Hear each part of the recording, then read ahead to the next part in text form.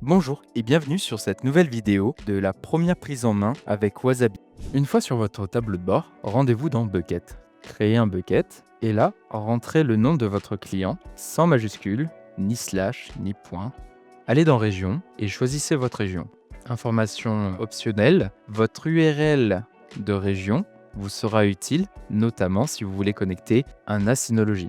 Cliquez sur la région, faites suivant. Vous pouvez définir plusieurs propriétés, notamment la gestion des versions et le verrouillage des objets.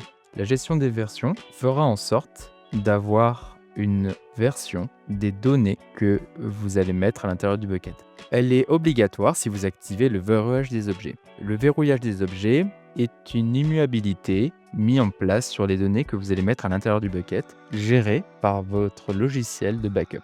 Cliquez sur Suivant. La journalisation, donc les fichiers log, seront générés en .txt. La réplication des objets, comme son nom l'indique, répliquera du coup votre bucket dans un autre data center. Le balisage vous servira à retrouver des objets à l'intérieur. Nous ne vous conseillons pas forcément de mettre le balisage en place quand vous allez mettre des backups à l'intérieur.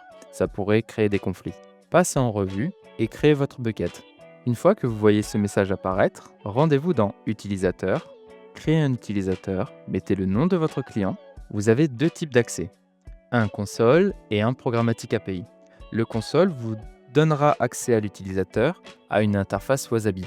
Nous pourrons manager les droits de l'utilisateur à partir de l'onglet Stratégie. La programmatique API ne donnera pas d'accès console, mais un accès programmatique API. C'est en général ce type d'accès que vous allez utiliser pour connecter vos logiciels de backup. Nous, c'est ce que nous allons faire dans cette vidéo. Les groupes servent à attribuer une stratégie au groupe et à mettre des utilisateurs à l'intérieur qui hériteront de la stratégie du groupe. Mais nous pouvons aussi mettre en place une stratégie directement sur l'utilisateur. Certains logiciels de backup voudront que vous ayez la stratégie Administrator Access ou Wasabi Full Access. Passez en revue et créez un utilisateur.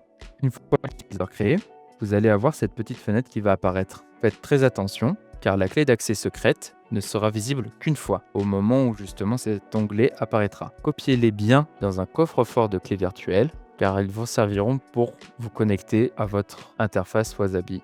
Fermez l'utilisateur. Maintenant que vous avez créé l'utilisateur, le bucket, quelques petites informations et points clés. Les utilisateurs ont le droit d'avoir deux clés d'accès en même temps. Si jamais vous perdez une clé d'accès, vous pourrez la supprimer et la recréer tout en pointant vers le bucket. Voilà, c'est terminé pour cette mini prise en main de Wasabi. Je vous souhaite une bonne journée. Laissez un pouce bleu et n'hésitez pas à vous abonner. Au revoir.